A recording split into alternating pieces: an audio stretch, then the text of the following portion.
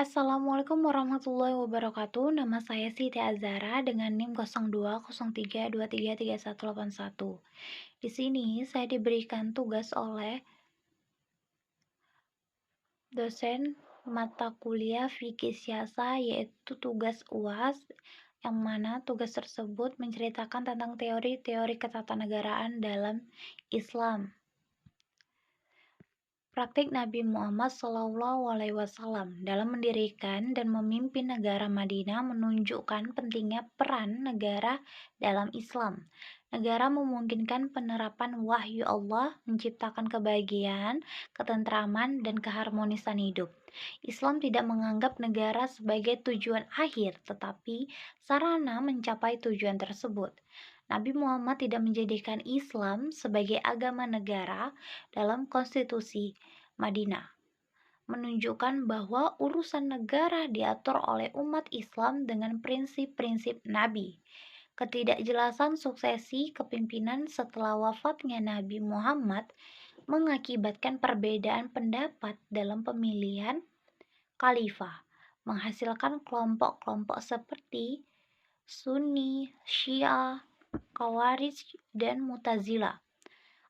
Pemikiran politik Sunni. Pemikiran politik Sunni memiliki pandangan beragam tentang negara dan kepemimpinan. Dalam konteks Islam, menurut Al-Mawardi, pembentukan negara adalah fardu kifayah, sebuah kewajiban kolektif yang didasarkan pada ijma ulama. Negara dianggap penting untuk melindungi agama dan mengatur urusan dunia umat Islam.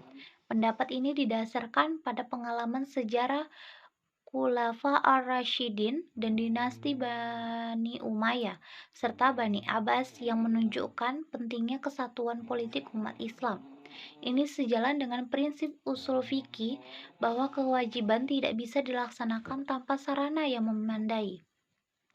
Dengan negara berfungsi sebagai alat untuk mencapai kemaslahatan umat, pandangan Al-Mawardi juga sejalan dengan Al-Ghazali yang menekankan bahwa agama dan negara saling melengkapi.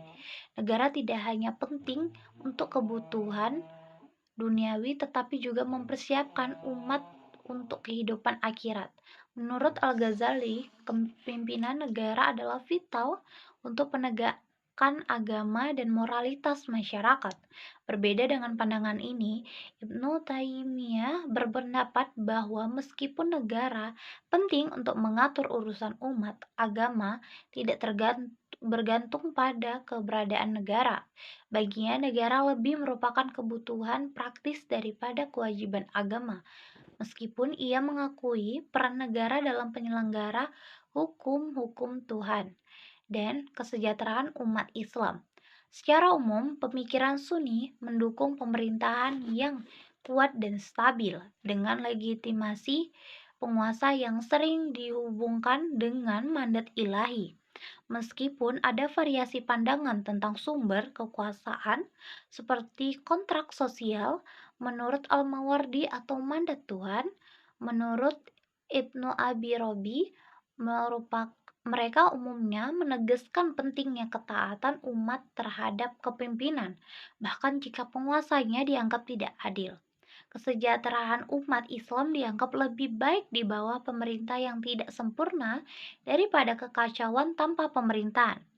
Mayoritas pemikir Sunni berpendapat bahwa kepala negara harus berasal dari suku Quraisy. Pandangan yang berakar dari keyakinan bahwa Quraisy memiliki legitimasi khusus dalam sejarah awal Islam.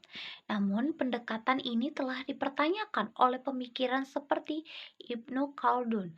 Meskipun konsep syurah ditekankan dalam Al-Quran, dalam pemikiran politik Sunni mulai redup sejak naiknya dinasti Bani Umayyah yang menggantikan syura dengan pemerintahan monarkis. Meski demikian, pemikir seperti Al-Mawardi dan Ibnu Taimiyah tetap menganggap syura sebagai prinsip ideal dalam teori politik mereka. Pemikiran politik Sunni mencerminkan adaptasi terhadap realitas politik dan kebudayaan sambil mempertahankan prinsip-prinsip keislaman dalam menjalankan urusan dunia dan akhirat umat Islam. Sekian, terima kasih.